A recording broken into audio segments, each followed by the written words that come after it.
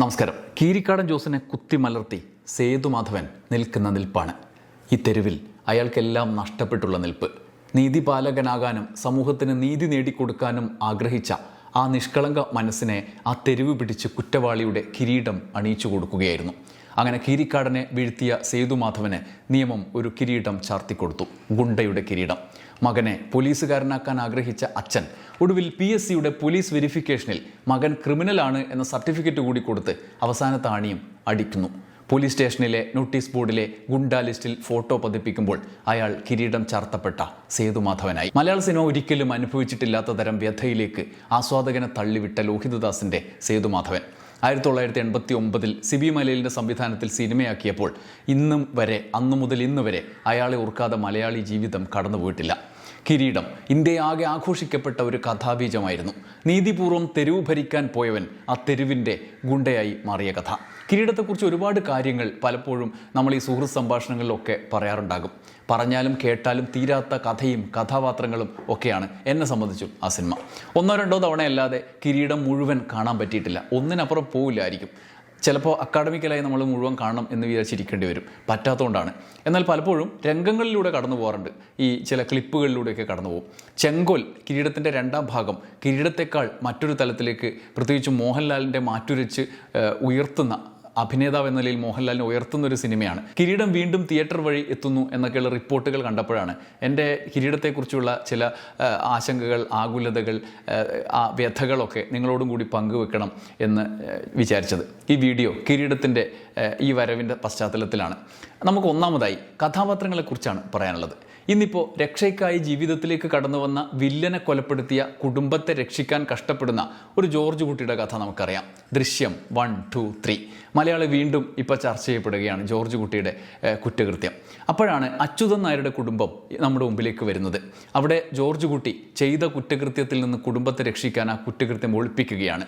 ഇവിടെ കിരീടത്തിൽ വില്ലൻ കീരിക്കാടൻ കുടുംബമാകെ തകർത്തപ്പോഴും ഗതികെട്ട് പ്രതികാരത്തിനിറങ്ങിയ മകൻ നിസ്സഹായനായി കൊലപാതകിയായി കിരീടം ചാർത്തപ്പെട്ട സിനിമയാവുകയാണ്. അച്യുതൻ നായർ അതിൽ ആ കുറ്റകൃത്യത്തിനെതിരായി നിലപാടെടുക്കുകയാണ്. ജോർജ് കുട്ടി ഭാര്യയും മക്കളെയും സംരക്ഷിച്ചതുപോലെ ആയിരുന്നില്ല അച്യുതൻ നായരുടെ നീതിബോധം. അയാൾ പോലീസുകാരനും ആയിരുന്നല്ലോ. സേതുമാധവന് ജീവിതം മുന്നോട്ട് കൊണ്ടുപോകാൻ ഒടുവിൽ കീരിക്കാടൻ ജോസിനെ കൊല്ലേണ്ടി വന്നല്ലോ. സേതുമാധവൻ ചെയ്ത കൊലപാതകത്തിൽ അയാളെ ശിക്ഷയ്ക്കായി അയച്ച് അച്യുതൻ നായർ ഭാര്യയും മകളെയും ഒപ്പം കൂട്ടി ദുരിത ജീവിതത്തിലേക്ക് കടന്നു ചെല്ലുകയാണ്. നീതിബോധത്തെക്കുറിച്ചും സമൂഹത്തിൻ്റെ വ്യക്തിത്വ നിർമ്മിതിയിൽ സമൂഹം ചെയ്യുന്ന കുറ്റകൃത്യത്തെക്കുറിച്ചും ഉള്ള ആഗോള രാഷ്ട്രീയമാണ് AK ലോഹിതദാസ് കിരീടത്തിലൂടെ നമുക്ക് മുന്നിലേക്ക് വെച്ചത്. ഒരാൾ സ്വയം എത്ര മികവുണ്ടാക്കാൻ, മുന്നോട്ട് പോകാൻ, കുതിക്കാൻ ശ്രമിച്ചാലും സമൂഹം എതിർ തീരുമാനം എടുത്ത് അത് നടപ്പാക്കിയാൽ അയാളെ കുറ്റവാളിയാക്കപ്പെടുന്ന സാഹചര്യം ഉണ്ടാവും. അയാൾ ആഗ്രഹിച്ചതല്ല, സമൂഹം നൽകുന്നതാണ് അയാൾക്ക് ലഭിക്കുന്ന കിരീടം എന്ന് ലോഹിതദാസ് പ്രഖ്യാപിക്കുകയാണ്. അതാണ് ഈ സിനിമയുടെ ഒന്നാമത്തെ കാര്യം. രണ്ടാമതായി, എങ്ങനെയാണ് ലോഹിതദാസും സിബി മലയിലും കിരീടത്തിലേക്ക് എത്തിയിട്ടുണ്ടാവുക? അതിനെക്കുറിച്ച് അവർ പലയിടങ്ങളിൽ വിശദീകരിച്ചിട്ടുണ്ട്. ചാലക്കുടി പ്രദേശത്താണ് ലോഹിതദാസ് ജനിച്ചതും വളർന്നതും. ചാലക്കുടി ഭാഗത്ത് ഒരുപാട് റൗഡികളുണ്ടായിരുന്ന കാലമാണ് എന്ന് അദ്ദേഹം പറഞ്ഞിട്ടുണ്ട്. ലോഹിതദാസിന് നേരിട്ടറിയാവുന്ന ഒരുപാട് പേർ. അന്നത്തെ റൗഡികൾ ഇന്നത്തെ പോലെയല്ല, ഇന്ന് കൊട്ടേഷൻകാരാണ്, അന്ന് നീതിബോധമുള്ളവരും ഒക്കെയാണ് എന്നാണ് ലോഹിതദാസ് പറയുന്നത്. അങ്ങനെ ഒരു റൗഡിയുമായി ഏറ്റുമുട്ടി കള്ള് ഷാപ്പിന് തീ വെച്ച് ജീവിതം നഷ്ടമായ ഒരു മനുഷ്യൻ്റെ അടക്കം കഥ ലോഹിതദാസ് പലപ്പോഴും പറഞ്ഞിട്ടുണ്ട്. പിന്നെ പുറത്തു നിന്നെത്തിയ ഒരു ആശാരി കുടുംബത്തിൻ്റെ കഥ, വമ്പൻ റൗഡികളുമായി യാദൃച്ഛികമായി ഏറ്റുമുട്ടി സ്വയം അവരുടെ കൂട്ടത്തിലേക്ക് തന്നെ എത്തപ്പെട്ടവർ. ചുറ്റുപാടുകളിൽ നിന്ന് കണ്ടെടുത്ത കഥയാണത് എന്ന് ലോഹിതദാസ് വിശദീകരിച്ചിട്ടുണ്ട്. സിബി മലയിലും ലോഹിതദാസും അമൃത TVയിൽ സമാഗമം പരിപാടിയിൽ കിരീടത്തെക്കുറിച്ച് സംസാരിച്ചിരുന്നു. അതിൽ രസകരമായ കുറേ വിവരങ്ങളുണ്ട്. സിനിമ പോലെ ആകാംക്ഷ ഉണ്ടാക്കുന്നവയാണ്. സിദ്ദിഖ് അവതരിപ്പിച്ച ആ പരിപാടിയിൽ എങ്ങനെ കിരീടത്തിലേക്ക് എത്തിയെന്ന് സിബി മലയിൽ പറയുന്നത് ഇങ്ങനെയാണ്. തനിയാവർത്തനം റിലീസായ രാത്രിയിൽ അത് കണ്ട ആവേശത്തിൽ ബാലചന്ദ്രൻ ചുള്ളിക്കാട് അതിൻ്റെ അനുഭവം പറയാൻ എൻ്റെ അടുത്ത് വന്നു. അന്ന് ബാലചന്ദ്രൻ ചുള്ളിക്കാട് ഒരു കഥ പറഞ്ഞു, ഒരു വീണുപോയ ഗുണ്ടയുടെ കഥ. അപ്പോൾ ലോഹി പറഞ്ഞു, അങ്ങനെ ഇപ്പോൾ ഗുണ്ടകളുടെ കഥ ഒരുപാടുണ്ട്, അത് വരുമ്പോൾ ചെയ്യാം എന്ന്. അങ്ങനെയാണ് ഒരു നല്ല കഥ കിട്ടിയാൽ ഈ ഗുണ്ടയുടെ കഥ ചെയ്യാം എന്ന ആലോചന വരുന്നത്. പിന്നീട് ചുള്ളിക്കാട് ഒരിക്കൽ പറഞ്ഞു, നിങ്ങൾ ചെയ്യുന്നില്ലെങ്കിൽ ഞാൻ ഈ പറഞ്ഞ കഥ വേറൊരു സംവിധായകനോട് പറഞ്ഞോട്ടോ എന്ന് ചോദിച്ചു. അപ്പോൾ ലോഹി പറഞ്ഞു, ചെയ്തോട്ടെ, നമ്മൾ നമ്മുടെ വീണുപോയ ഗുണ്ടയുടെ കഥയാണല്ലോ പറയുന്നത്, നമ്മളെ ബാധിക്കില്ല എന്ന്. അത് പിന്നീട് ജോൺ പോളിൻ്റെ തിരക്കഥയിൽ ഹരികുമാർ സംവിധാനം ചെയ്ത് ദേവൻ, മുകേഷ്, പാർവതി, മധു ഒക്കെ അഭിനയിച്ച സിനിമയായി തിയേറ്ററിലെത്തി. പിന്നീട് സിബി മലയിൽ ലോഹിതദാസും ആ സിനിമ തിയേറ്ററിൽ പോയി കാണുന്നുണ്ട്. എന്നാൽ അത് നമ്മൾ ഉദ്ദേശിച്ച സിനിമയല്ല, അത് വേറെയാണ് എന്ന് അവർ ഉറപ്പുവരുത്തി. പിന്നീടാണ് ഉണ്ണിയും ദിനേശ് പണിക്കരും കൂടി നിർമ്മാതാവ് എന്നുള്ള നിലയിൽ മോഹൻലാലിനെ വെച്ചൊരു പ്രോജക്റ്റ് പെട്ടെന്ന് ആലോചിക്കുമ്പോൾ ഈ സിനിമയിലേക്ക് എത്തിയത്. സിബി മലയിൽ അത് പിന്നീട് വിശദീകരിക്കുന്നുണ്ട്. പിന്നീട് ലോഹിയുടെ മനസ്സിലുള്ള കുറേ ഗുണ്ടകളുടെ ജീവിതവുമായി ചേർത്ത് അദ്ദേഹം ഒരു ഗംഭീര തിരക്കഥ എഴുതുകയായിരുന്നു. കിരീടം വെറും 3 ദിവസം കൊണ്ട് എഴുതി തീർത്ത സ്ക്രിപ്റ്റാണെന്നാണ് ലോഹിദാസ് പറഞ്ഞിട്ടുള്ളത്. അത് ഞെട്ടിക്കുന്ന കാര്യമാണ്. ലോഹിതദാസ് എന്ന മഹാപ്രതിഭയ്ക്ക് മാത്രം കഴിയുന്ന കാര്യം. സിബി മലയിലെ കല്യാണം തീരുമാനിച്ച സമയം നിർമ്മാതാവ് ഉണ്ണി ലോഹിദാസിനോട് പറഞ്ഞു, കല്യാണത്തിനൊന്നും പോകണ്ട, പെട്ടെന്ന് തിരക്കഥ പൂർത്തിയാക്കണം എന്ന് പറഞ്ഞു. കല്യാണം കഴിഞ്ഞ ഉടനെ ചിത്രീകരണം തുടങ്ങണം. പക്ഷേ ലോഹിദാസിന് കല്യാണത്തിന് പോകണമായിരുന്നു. എഴുതാൻ തുടങ്ങുന്ന ദിവസം മുതൽ 4ാമത്തെ മറ്റേ ദിവസമാണ് കല്യാണം. അങ്ങനെ കല്യാണത്തിന് പോകണം എന്ന് തീരുമാനിച്ച് അതിന് മുമ്പ് എഴുതി തീർക്കാൻ ലോഹിദാസ് ഇരുന്നു. എന്നിട്ട് അദ്ദേഹം പറയുന്നുണ്ട്, കുളിക്കാതെ ഭക്ഷണം കഴിക്കാതെ രാവും പകലും ഇരുന്ന് എഴുതിയതാണ്. അതൊരു വൈകാരികതയുടെ യാത്രയാണ്. തുടങ്ങിയാൽ പിന്നെ ക്ലൈമാക്സ് കഴിഞ്ഞ് നിൽക്കൂ. അങ്ങനെ തിരക്കഥ പൂർത്തിയാക്കി നേരെ കല്യാണം കൂടി. സിബി മലയിലിൻ്റെ 10ാമത്തെ ചിത്രമാണ് ലോഹിദാസിൻ്റെ 6ാമത്തെ സിനിമ. അവർ ഒരുമിച്ചുള്ള 4ാമത്തെ സിനിമ. ലോഹിയുടെ ഹൃദയം കണ്ട സംവിധായകൻ എന്നാണ് സിബി മലയിൽ പൊതുവെ അറിയപ്പെട്ടിരുന്നത്. അവർ ഒരുമിച്ചപ്പോഴെല്ലാം സിനിമയിൽ അത്ഭുതങ്ങളുണ്ടായി. ലോഹിയുടെ ആദ്യ സിനിമ തനിയാവർത്തനത്തിൽ ആരംഭിച്ച ഒരുമിച്ചുള്ള യാത്ര 4ാമത് കിരീടത്തിൽ എത്തിയപ്പോൾ അത് ദേശീയ ശ്രദ്ധ തന്നെ പിടിച്ചുപറ്റി. അതിൻ്റെ ഏറ്റവും വലിയ ഉദാഹരണമാണ് കിരീടത്തിൻ്റെ മറ്റു ഭാഷകളിലുണ്ടായ റീമേക്കുകൾ. ഇന്ത്യയിലെ പ്രധാന ഭാഷകളിലെല്ലാം റീമേക്ക് ഉണ്ടായി. ബംഗ്ലാദേശിനടക്കം ഇന്ത്യക്ക് പുറത്തേക്കും പോയി. ഹിന്ദിയിൽ പ്രിയദർശന് വലിയ വിലാസമുണ്ടാക്കി കൊടുത്ത ഗർദിഷാണ്, ജാക്കി ഷറോഫിനെ നായകനാക്കിയെടുത്ത ഗർദിഷാണ് കിരീടത്തിൻ്റെ റീമേക്കായി ഹിന്ദിയിലെത്തിയത്. ബോളിവുഡ് ബോക്സ് ഓഫീസിലും സിനിമാ ചരിത്രത്തിലും ഗർദിഷ് ഹിന്ദി സിനിമയുടെ ചരിത്രത്തിൽ ഓർക്കാതെ പോകില്ല. പ്രിയദർശൻ ബോളിവുഡിൽ അത്ര പരിചയമില്ലാത്ത വിധം ജീവിതം പറഞ്ഞു, ട്രാജഡി തന്നെ പറഞ്ഞു. ലോഹിദാസിൻ്റെ കഥാഗതിയിൽ അധികം കൈവച്ചുമില്ല. ക്ലൈമാക്സിൽ തൊട്ടതേയില്ല. അതേ ക്ലൈമാക്സിൽ ഒരുപക്ഷെ നായകൻ്റെ ഹീറോയിസത്തിനപ്പുറത്ത് സിനിമയുടെ ഗുണനിലവാരം അവിടെ ക്ലിക്കായി. തമിഴിൽ കിരീടം എന്ന പേരിൽ തന്നെ ഇറങ്ങിയ സിനിമയുടെ ക്ലൈമാക്സും കഥ പറച്ചിൽ രീതിയും കംപ്ലീറ്റ് മാറ്റിയിരുന്നു. AL വിജയ് സംവിധാനം ചെയ്ത തമിഴ് കിരീടത്തിൽ അജിത്താണ് നായകൻ. കിരീടം തന്നെയാണ് പേര്. നമ്മുടെ തല അജിത്ത്, തൃഷ നായിക. അജിത്തിൻ്റെ കഥാപാത്രം ശക്തി എന്നാണ് പേര്. വമ്പൻ ഹീറോയിസമാണ്. സിനിമയെ മലയാളം കിരീടത്തിൽ നിന്ന് വ്യത്യസ്തമാക്കി. അത് വലിയ ബന്ധം കഥയുടെ സ്ട്രക്ചറിനൊക്കെ ഉണ്ട്. ക്ലൈമാക്സിലൊക്കെ നമ്മുടെ കത്തി താഴെയിട എന്ന തിലകൻ്റെ ഡയലോഗിലൊന്നുമല്ല സിനിമ. മാത്രമല്ല വില്ലനെ കൊന്ന് നാട്ടുകാർക്ക് ഉപകാരം ചെയ്ത നായകനെ കോടതി വെറുതെ വിട്ട് വളരെ പോസിറ്റീവായി ഉള്ളൊരു സിനിമയായി മാറുന്നതോടെ ഒരു സാധാരണ തമിഴ് എൻ്റർടൈനറായി മാറി. പക്ഷേ അത് വലിയ വിജയമായിരുന്നു അവിടെ. തെലുങ്കിൽ റൗഡീസം നസിൻ ചാലി എന്ന പേരിൽ, അങ്ങനെ തന്നെയാണ് അതിൻ്റെ പ്രൊണൗൺസിയേഷൻ എനിക്കറിയില്ല, അങ്ങനെ ഒരു പേരിലാണ് രാജശേഖർ നായകനായി കിരീടം എത്തിയത്. വാണി വിശ്വനാഥൊക്കെയുള്ള പടമാണ്. തെലുങ്ക് കുറേ കൂടി ജീവിതഗന്ധിയായിട്ടാണ് എനിക്ക് തോന്നിയിട്ടുള്ളത്. സാധാരണ അക്കാലത്ത് തെലുങ്ക് സിനിമകൾ നിങ്ങൾക്ക് അറിയുമെന്നറിയില്ല, വല്ലാത്തൊരു ആഘാതമാണ് നമുക്ക് ഉണ്ടാക്കുക. അതിനിടയിൽ അവിടെ ഈ കിരീടത്തിൻ്റെ റീമേക്ക് വല്ലാത്തൊരു അനുഭവമായി. ക്ലൈമാക്സിൽ ഈ സിനിമ കുറച്ചും കൂടിയും വ്യത്യസ്തമാണ്. മലയാളം കിരീടത്തിൽ നിന്ന് വ്യത്യസ്തമായിട്ട് നെഞ്ചു പിളർക്കുന്ന ഒരു രംഗമുണ്ട്. സേതുമാധവൻ റൗഡി ലിസ്റ്റിൽ പെട്ടിട്ട് അയാളുടെ ഈ പോലീസ് വെരിഫിക്കേഷൻ കഴിഞ്ഞ് തിലകൻ ഇറങ്ങിപ്പോവുകയും മലയാളം ക്ലൈമാക്സിൽ ഈ നോട്ടീസ് ബോർഡിൽ ഇയാളുടെ ചിത്രം വരികയും ചെയ്യുകയാണല്ലോ ഗുണ്ട ലിസ്റ്റിൽ. എന്നാൽ ഇവിടെ ഈ തിലകൻ എൻ്റെ കഥാപാത്രം അവിടെ വന്ന് അവിടെ പറഞ്ഞ് SIയോട് പറഞ്ഞിട്ട് അയാൾ കൂട്ടും ക്രിമിനലാണെന്ന് പറഞ്ഞിട്ട് റൗഡി ലിസ്റ്റിൽ സ്റ്റേഷനിലെ ബോർഡിൽ ഫോട്ടോ പതിപ്പിക്കുന്ന അച്ഛനാണ് ഇതിലുള്ളത്. മറ്റ് ഗർദിഷിലൊക്കെ മലയാളം തന്നെയാണ്. എന്നാൽ ഇവിടെ റൗഡീസം നശിൻ ചാലിയിൽ അച്ഛൻ റൗഡി ലിസ്റ്റിൽ സ്വന്തം മകൻ്റെ ചിത്രം പതിപ്പിക്കുന്ന ഒരു കാഴ്ച അത് വല്ലാത്തൊരു രംഗമാണ്. പിന്നെ കന്നഡയിൽ മൊടാഡ മരയള്ളി ശിവരാജ് കുമാർ നായകനായി എത്തിയ സിനിമയാണ്. ശിവരാജ് കുമാർ ഇപ്പോൾ നമുക്ക് ജയിലറിലൂടെ മലയാളികൾക്ക് ഭയങ്കര പ്രിയപ്പെട്ട ആളെ. പിന്നെ മലയാള സിനിമകളും വന്നല്ലോ അദ്ദേഹത്തിൻ്റെ കഥാപാത്രങ്ങളുള്ള. കന്നഡയിൽ അന്ന് അദ്ദേഹം ചെറുപ്പമാണ്.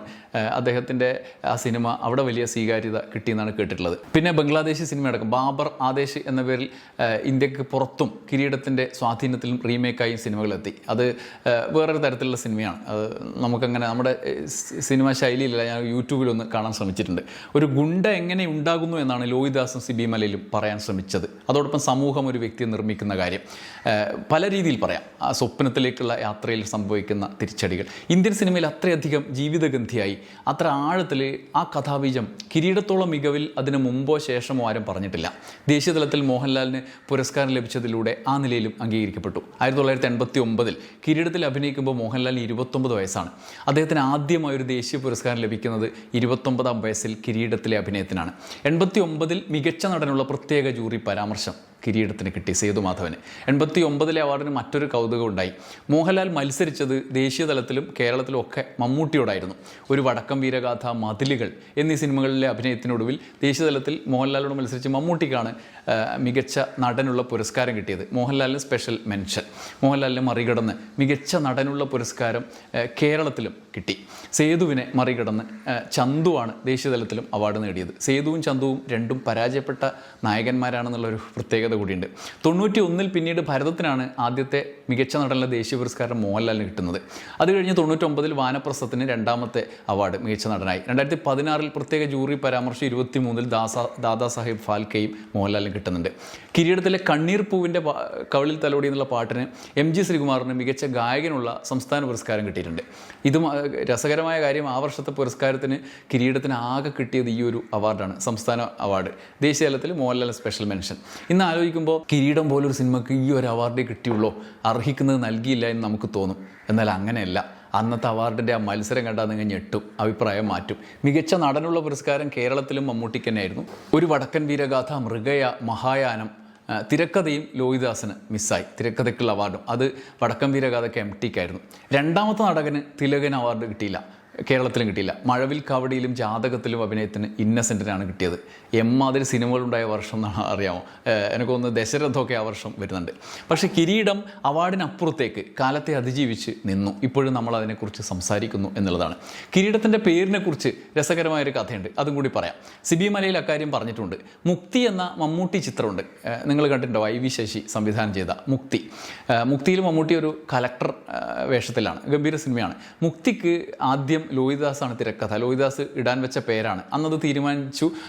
മമ്മൂട്ടി കളക്ടറെ അഭിനയിക്കുന്ന സിനിമ ശ്രദ്ധയുണ്ട്. അദ്ദേഹം അത് സിബി മലയിൽ സുഹൃത്ത് എന്നുള്ള നിലയിൽ സംസാരിച്ചു. അപ്പോൾ സിബി മലയുടെ ഗംഭീര പേരാണെന്നൊക്കെ പറഞ്ഞു. പക്ഷേ നിർമ്മാതാക്കളും മറ്റുമൊക്കെ ആ പേരിൽ എന്തോ ഇഷ്ടക്കേട് പറഞ്ഞതിനെ തുടർന്ന് ലോഹിദാസ് ആ പേര് മാറ്റി മുക്തി എന്നുള്ള പേരിലിട്ടു. എന്നാൽ അന്ന് ഇക്കാര്യം ലോഹിദാസ് പറഞ്ഞത് സിബിയുടെ മനസ്സിലുണ്ടായിരുന്നു കിരീടം ചെയ്യുമ്പോൾ. അപ്പോൾ ഈ വീണുപോയ ഗുണ്ടയുടെ കഥയ്ക്ക് എന്ത് പേരിടും എന്ന് ആലോചിച്ച് ഇരിക്കുകയായിരുന്നു. അതൊരു പാഴ്കിരീടമാണല്ലോ അദ്ദേഹത്തിന് ലഭിക്കുന്നത്. ആ കിരീടത്തെക്കുറിച്ച് ലോഹിദാസ് ഓർമ്മിച്ച് ആ പേര് ഇവിടെ ഇടുകയായിരുന്നു. കിരീടം ഇറങ്ങിയതോടെ യേശുവിൻ്റെ മുൾക്കിരീടം എന്ന സങ്കല്പത്തെ മലയാളിയുടെ ഉള്ളിലേക്ക് സേതുവിൻ്റെ കിരീടമായി പരിവർത്തനം ചെയ്യപ്പെട്ടു. ഒരു നിയമപാലകൻ്റെ, പോലീസിൻ്റെ കിരീടം അണിയാൻ ആഗ്രഹിച്ച ഒരാൾ ഒരു ഗുണ്ടയുടെ കിരീടം അണിയുന്ന സമൂഹത്തിൻ്റെ കഥയാണ് അത് യഥാർത്ഥത്തിൽ. ആ കിരീടം അയാളെ സമൂഹം അണിയിക്കുകയാണ്. ഒരുപക്ഷെ ഞാൻ വിചാരിക്കുന്നത് കിരീടം ഇറങ്ങി കുറേ വർഷം കഴിഞ്ഞ് രണ്ടാം ഭാഗമായ ചെങ്കോലിൽ ഉൾപ്പെടുത്തിയ ഒരു സംഭാഷണം ഒന്നാം ഭാഗമായ കിരീടത്തിൻ്റെ പേരിനെക്കുറിച്ചുള്ള ലോഹിയുടെ ഒരു പ്രസ്താവനയായി നമ്മുടെ മുമ്പിലേക്ക് വരുന്നുണ്ട്. ഞാൻ സേതുമാധവനെ കാണാൻ സുഹൃത്തായ കേശു വരുന്ന ആ സമയത്തെ സംഭാഷണം എപ്പോൾ ഓർമ്മിക്കാറുണ്ട്. ശ്രീനാഥിൻ്റെ കഥാപാത്രമാണ്. ഒരു കെട്ടിടത്തിൻ്റെ മുകളിലത്തെ മുറിയിൽ അവിടെ നെറ്റിയിലിങ്ങനെ വെട്ടേറ്റതിൻ്റെ അടയാളവുമായി നിൽക്കുന്ന സേതുവിനെ കണ്ട ശ്രീനാഥിൻ്റെ കഥാപാത്രം സുഹൃത്തിന് ഒരു ഞെട്ടലുണ്ട്. അവിടെ വെച്ച് സേതുമാധവൻ പറയുന്ന ഒരു സംഭാഷണമുണ്ട്. മലയാള സിനിമയിലെ ഏറ്റവും മികച്ച സംഭാഷണങ്ങൾ എടുത്താൽ അത് മുൻനിരയിൽ നിർത്താൻ പറ്റുമെന്നാണ് എനിക്ക് തോന്നിയിട്ടുള്ളത്. ആ പശ്ചാത്തലവും ഭൂതകാലവും കഥാപാത്രത്തിൻ്റെ സ്വഭാവമൊക്കെ വെച്ച് ഞാൻ പലതവണ അത് കേട്ടിട്ടുണ്ട്. വീണ്ടും വീണ്ടും കണ്ണ് നനയിക്കും. അത് നമ്മളെ ആകെ ഒരു അസ്തിത്വ പ്രതിസന്ധിയിൽ എത്തിക്കുന്ന, സമൂഹത്തെക്കുറിച്ചുള്ള ആശങ്ക നമുക്ക് എപ്പോഴും തോന്നുന്ന ഒരു വിലയിരുത്തൽ ആണ് ആ സംഭാഷണം. ജനലിലൂടെ പുറത്തേക്ക് നോക്കി സേതു പറയുന്നുണ്ട്, ദാ കണ്ടോ, ആ തെരുവിലാണ് സേതുമാധവന് എല്ലാം നഷ്ടപ്പെട്ടത്, സ്വപ്നങ്ങളും ജീവിതവും എല്ലാം. എന്നിട്ടൊരു കിരീടം വെച്ച് തന്നു. ഇപ്പോൾ ദാ ഈ മുഖത്ത് കണ്ടില്ലേ, ആരെയും പറഞ്ഞ് മനസ്സിലാക്കണ്ട, കൊള്ളാം എന്ന്. അപ്പോൾ കേശു പറയും, അതെല്ലാം നമുക്ക് മാറ്റിയെടുക്കാം എന്ന്. എന്നാൽ സേതു അത് നിഷേധിക്കുന്നുണ്ട്. എന്നിട്ട് പറയും, എന്തിന്, ഇനി ഇത് മാറ്റാൻ പാടില്ല. സേതുവിൻ്റെ കിരീടത്തിൽ ഇതൊരു തൂവൽ എന്ന് പറഞ്ഞിട്ടൊരു ചിരിയുണ്ട്. ആ ചിരി ഭ്രാന്തമായൊരു ചിരിയാണ്. ആ ചിരിയെപ്പറ്റി ശ്രീനാഥ് അപ്പോൾ ചോദിക്കും, നീ എന്ത് ചിരിയാടാ ചിരിക്കുന്നതെന്ന് ചോദിക്കും. മോഹൻലാലിൻ്റെ ഗംഭീരമായ രംഗങ്ങളിൽ ഒന്നാണ് ചെങ്കോലിലെ മോഹൻലാൽ കിരീടത്തിനേക്കാളും ഒരു പടി ഉയർന്നു നിൽക്കുന്ന അഭിനയ മികവ് ഉള്ള കഥാപാത്രമാണ്. ഇവിടെ കിരീടത്തിന് ചെങ്കോലിൽ ഒരു നിർവചനം പ്രത്യക്ഷത്തിൽ തന്നെ ലോഹിദാസ് നൽകുകയാണ്. സമൂഹം വെച്ച് തന്ന കിരീടം എന്ന്. അനശ്വരമായ സിനിമയായി കിരീടം നിലനിൽക്കുന്നതും ആ കഥാബീജത്തിൻ്റെ അടിത്തറയിലാണ്. എല്ലാ കാലത്തും എല്ലാ ദേശത്തും ജീവിക്കുന്ന ഒരു കഥയാണത്. നമ്മൾ ഉള്ളിടത്തോളം അതിങ്ങനെ ചർച്ച ചെയ്യപ്പെട്ടുകൊണ്ടേയിരിക്കും. ഇനിയും ചർച്ച ചെയ്യപ്പെടും. നന്ദി, നമസ്കാരം.